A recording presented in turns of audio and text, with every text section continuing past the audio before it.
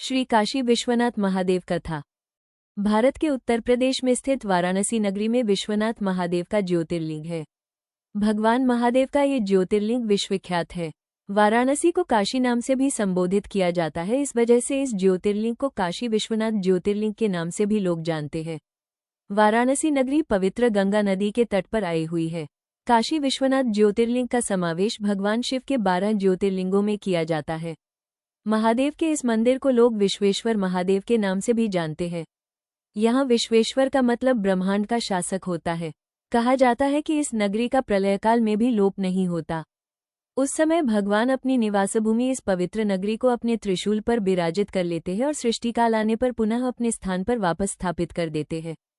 पौराणिक ग्रंथों के अनुसार सृष्टि की आदि स्थली भी इसी नगरी को बताया गया है।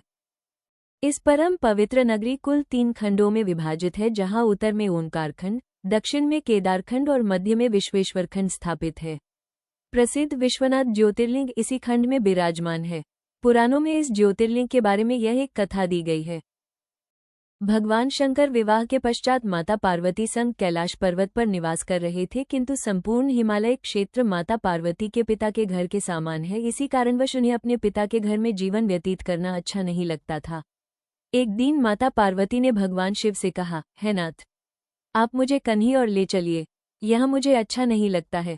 विवाह के पश्चात सभी लड़कियां अपने पिता का घर त्याग कर अपने पति के घर जाती है, किंतु ये जगह मेरे पिता के घर के समान ही है, अतः आप कृपा करके मुझे किसी और स्थान पर ले जाइए। माता पार्वती की बात महादेव ने स्वीकार कर ली और माता पार्वती को अपनी नगरी यहाँ काशी में ले आ गए। यहाँ आकर वे विश्वनाथ ज्योतिर्लिंग के रूप में स्थापित हो गए। कहा जाता है जो मनुष्य भगवान श्री काशी विश्वनाथ का दर्शन एवं पूजन करता है वो सर्व पापों से मुक्त हो जाता है।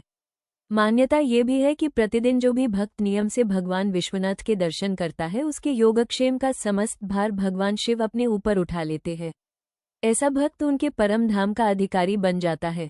भगवान शिव की कृपा उस पर सदैव बनी रहती है।